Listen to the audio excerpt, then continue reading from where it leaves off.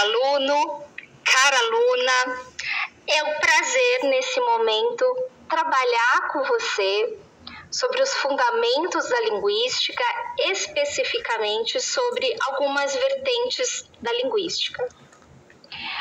Quando nós estudamos as vertentes da linguística, o que é interessante é um olhar macro sobre elas, para perceber qual que é o percurso metodológico, qual que é o percurso epistemológico dessas vertentes. Quando nós pensamos lá em Saussure, na linguística estruturalista de Saussure, temos ali um engajamento do autor em construir uma ciência, em legitimar uma ciência da língua, da linguagem, e a preocupação desse autor em criar conceitos, em criar categorias analíticas, que são o fundamento de qualquer ciência. Então, ali estavam os fundamentos, literalmente. Então, ali, os primeiros passos para o fundamento de uma linguística, como ciência. E, então, quando nós passamos pelo gerativismo do Chomsky, quando nós vamos ao construtivismo do Piaget e, finalmente, ao socio-interacionismo do Vygotsky, o que nós vemos é mais do que meramente construir uma ciência, o que já é algo fundamental, tentar entender a linguagem, mas é, acima de tudo, um percurso para entender se a língua, a linguagem, a capacidade da fala, enfim, o quanto há de biológico e o quanto há de social. Então, a história das vertentes é uma história de desnaturalizar a linguística. Quando nós vamos lá em Noam Chomsky, ali, principalmente nas primeiras obras do autor, há uma percepção muito biológica da linguagem. Quando ele fala que há uma gramática universal que está ali na nossa cognição e que perpassa todos os seres humanos, é uma visão muito orgânica, muito biológica da linguagem. E que dá pouca margem, dá pouco espaço para entender a diferença. Porque se algo é universal, como entender a diversidade?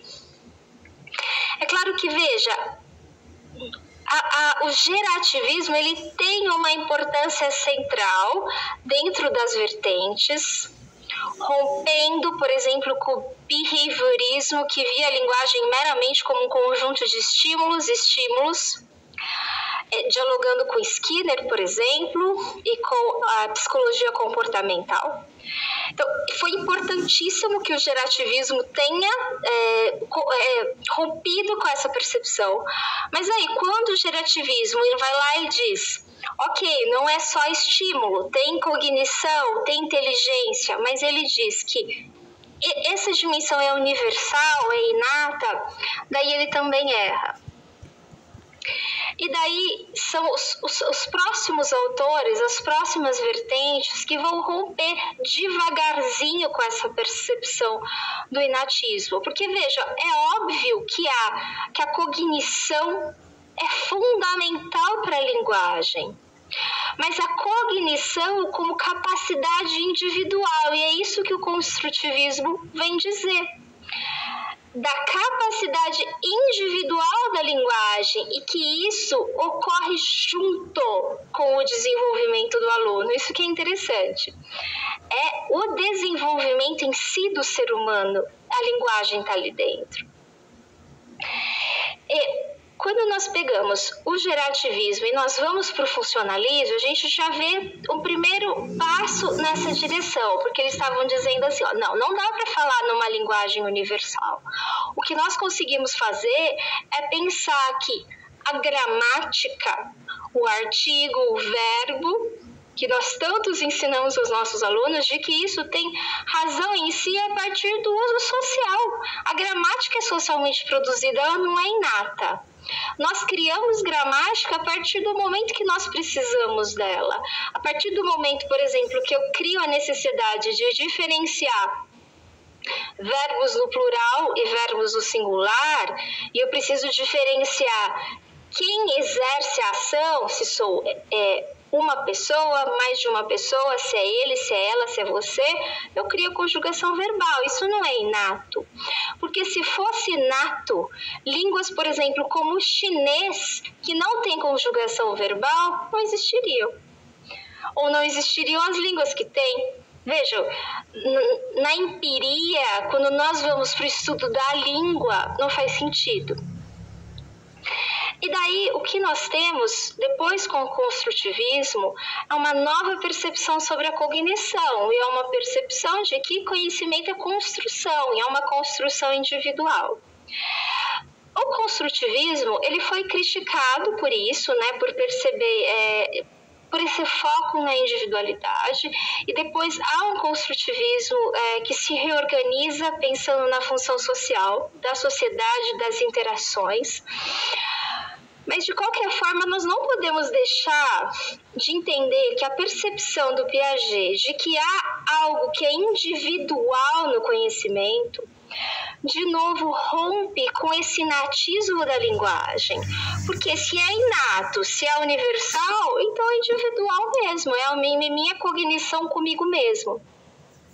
Então, quando o Piaget ele vai além disso e ele está percebendo que precisa de desenvolvimento, então se constrói uma teoria um pouco mais complexa e completa da linguagem. Ela é individual, mas ela é social também, como vem depois o socio-interacionismo mostrar. E o socio-interacionismo ele vem na direção de mostrar que linguagem ela se constrói na interação. Por isso que o socio-interacionismo é menos uma teoria linguística e mais uma teoria pedagógica, porque ele está se preocupando assim, e lá o Vygotsky, né, que é o seu precursor, como ensinamos. E daí o que eu acho fantástico em Vygotsky é que ele tira esse peso do inatismo, ele fala, a inteligência não é inata. Nós nascemos com o nosso aparelho psiconeurológico, né? Com o nosso cérebro e com as capacidades do cérebro. Mas a nossa inteligência também é uma construção. E veja que o quanto isso potencializa a nossa aula. O meu aluno, ele não vem com a inteligência dele pronta. Ele ali é algo em construção e vai ser em construção a vida inteira. Esse aluno, ele pode aprender o que ele quiser. E daí, essa percepção central da psicologia do Vygotsky, ela rompe com aquela ideia que cria tanto estigma em sala de aula de que tem alunos para exatas, alunos para biológicas e alunos para as linguagens e para as ciências humanas. Quantas vezes alunos foram estigmatizados assim, esse aluno nunca vai aprender a escrever direito, esse aluno é da matemática.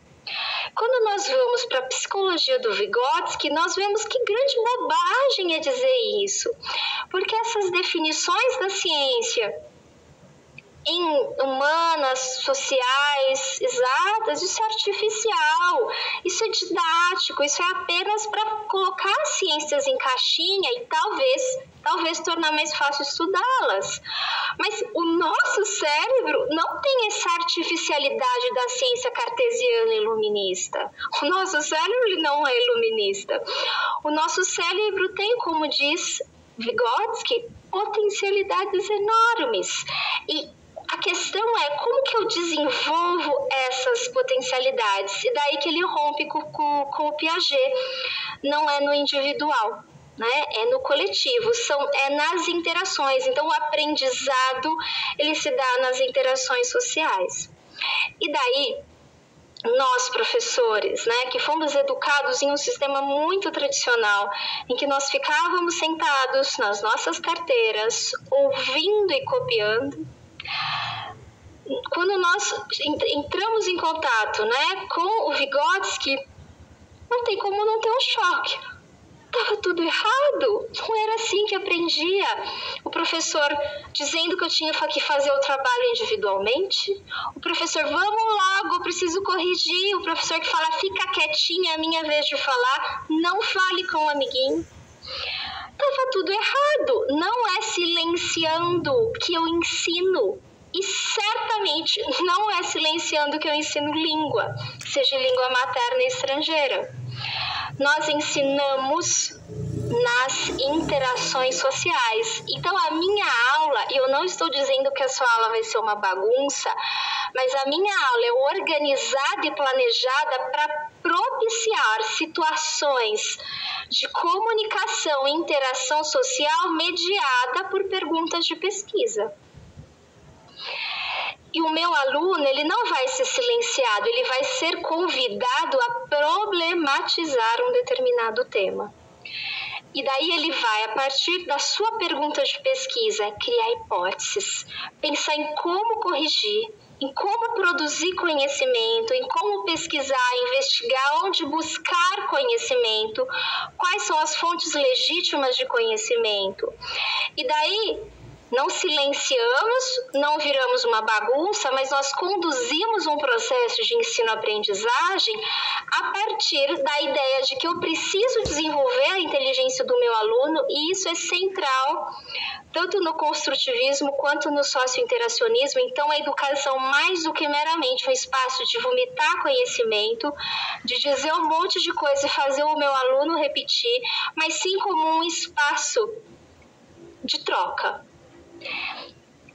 Se você é professor de língua estrangeira, ou se você já esteve em processos de aprendizagem de língua estrangeira, talvez você tenha aprendido língua estrangeira pela repetição.